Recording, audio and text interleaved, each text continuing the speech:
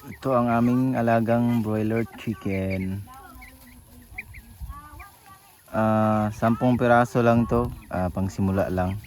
Kapain muna namin kung paano mag-alaga, anong process, anong pasikot-sikot, anong vitamins, anong pakain.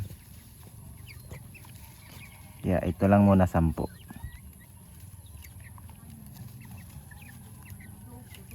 Itong mga chicken natin kailangan din nilang kumain ng mga carabao grass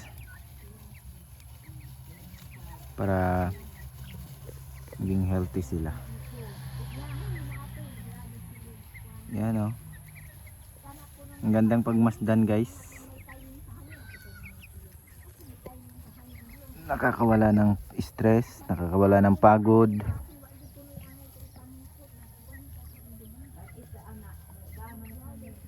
Nakakatuwa.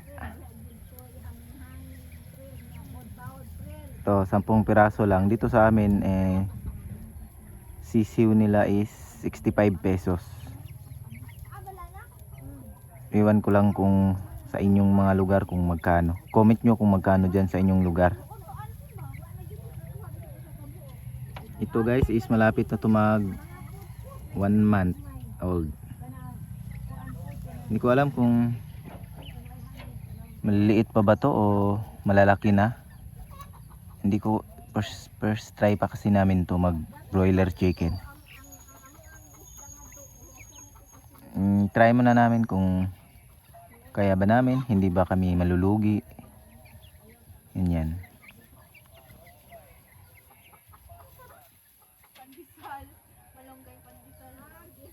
Ayan, ang lakas nilang kumain ng carabao grass oh.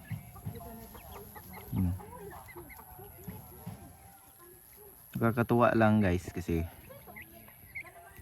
yung pagising natin sa umaga, ito yung gagawin natin, papakain ng mga alaga. Tapos yung view, alam nyo yun, kakawala ng stress.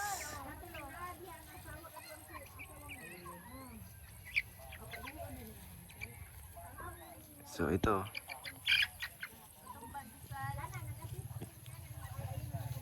10 piraso. May native chicken pa ditong siga.